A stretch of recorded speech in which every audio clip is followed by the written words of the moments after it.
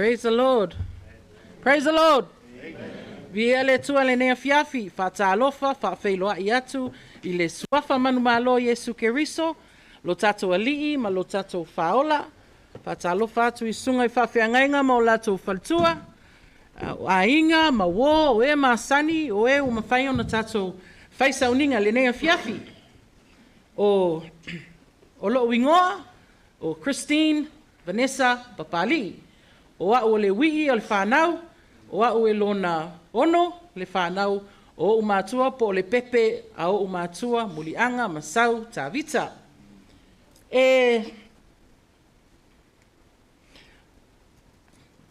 O le afiafi linei o te iloa, o le a susu mai ale tangata ia, ma whapea mai o ia o le pele, o ia o le pele, o ia o le pele.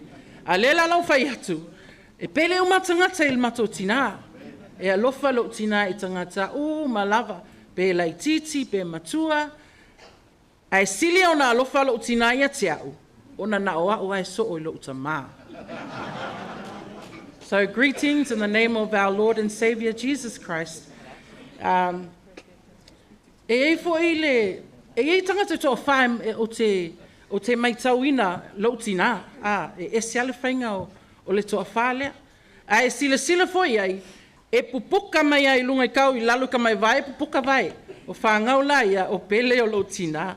Le mato ulu matua, Sauimalae Farani, o Maklavea, o Fiso Maulolo, ma Mulianga, o no le ingol mako ka maa. A o te whaftai le atua ono si o mato tinā. Ese le alofa o le nei tinā. Ese le o le whamanuianga le tutono si o mato ainga. O lau whaia unga mua, o lau coach, le wing o le tala, ua le iai lau alo, sao ailo walu, o na o si o mato tinā. O se tangata e o si ainga. E mana o le mato tinā ina ia mato iloa lo na ainga, so se whaalave, e mana o lo tina mato te o ai, ma o lana tala ia mato ia o tō o e whaamasani tō ainga. Ia o tō lo ai, whai whaalave o mato ainga. E mana o lo tina e tau si uma mato ainga si o mato tamā i whangalii, ma whale a siu, ma si o na ainga i samatau. Malama lei si o mato tina i lona ainga i le pā, lona ainga i samatau. E le lavani upo e tau whamatala ina i lona alofa. What a blessing it is to see all of you here. Thank you very much for coming. Whamea si o mato tina, o na ainga, o si ainga e le misi, o na tuangane, toa lima i lato, o tō tolu o maliliu, tō alua o toi, o pele ia si o mato tina, o le whai tuangane. So I just, whaftai le atua o no le file mu. There's a chorus I've been singing all week, le pese le AOG, o le ma eu le mafutanga, whamaitali. Ia whaalango atu pea ia Yesu, e te mawai le toa file mu. Ia whaalango atu pea ia Yesu, whaalango ia au o le atu. Whalangolango i a ao Yesu, tātou te mau ai le toa file mu, ono le suafo Yesu, amene.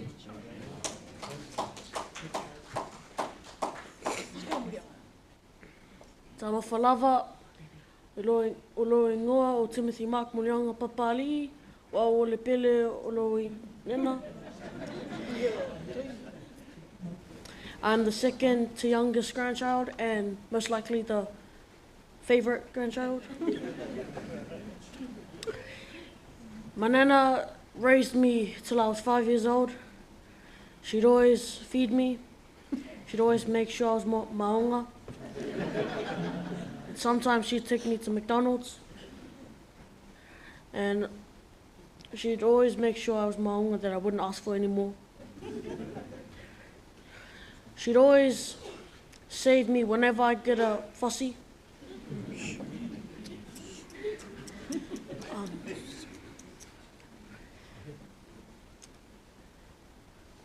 My nana was a wonderful person. Even though she was sick, she still and would always care for me. She'd always give me money, even though she was sick.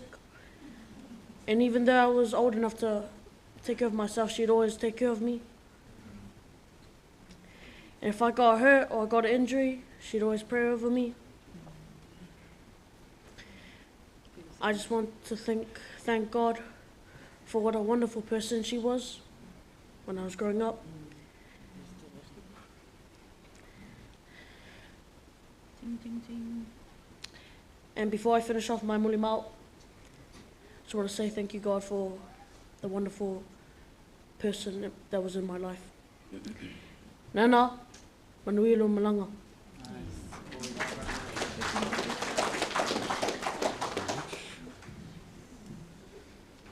Talo falava. Speak up, speak up, speak up.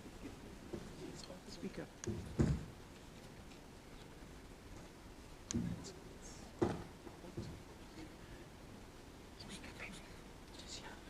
Talo falava, Olohingoa, o Sauimalae Tavita.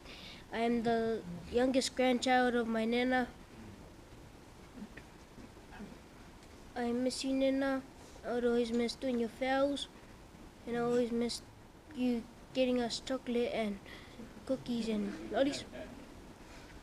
I would even miss when I get in trouble from you when it was not my fault, it was my brother's fault.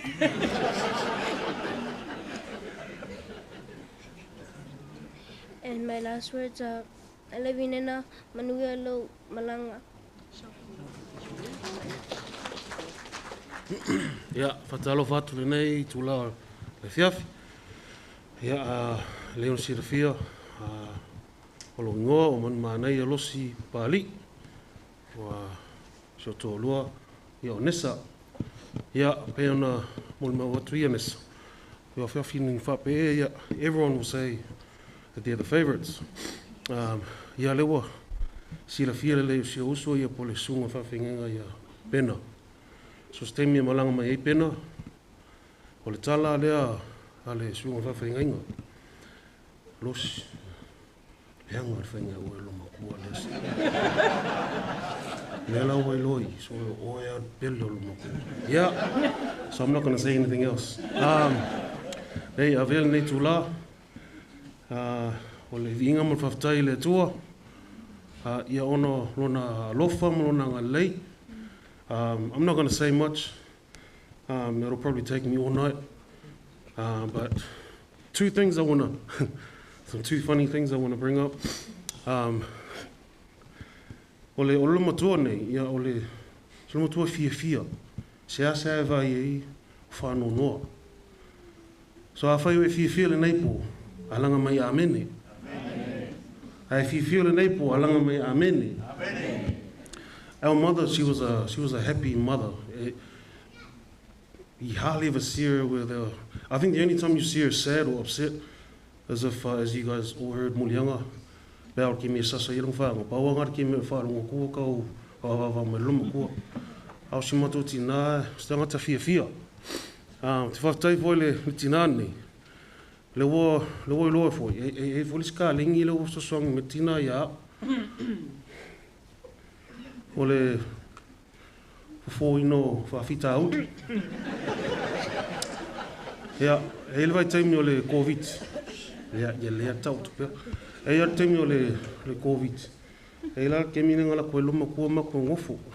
She wasn't feeling too well, but she came over and she stayed with us. Ia, o ke alu au e koe o ke whenga wenga. O ke elu ngofia la pea whaiwa. Pea ua pāse pomo kongon mako whari. O ke ua kongon whai koa. Our room, the first room's on the right. Ke ro le leia wo isi meo kupu. Nessa's in the room. Le ngofo from a smoking ngai luma sitting room. So I know exactly what to do. Malui luma whakoese lo makua on behalf of my wife. Whakoese lo makua, ia mami, whamangalo mai pēr whaiwa. Nā ki ngā wai maa sangi le winga. Anesa, ia umala ia koe seki. Ia, mea ngā ruka koe leo leo mana ngā iwa what bit. And number 2, ngā mako o I sa mo I whapoi ponga Uswea Whanaya Junior. O le si mea lau te lo ai, o le pele o I loma tua nei, ngā wawa le ngā wako loma kua, e whai se swafa I lako ainga.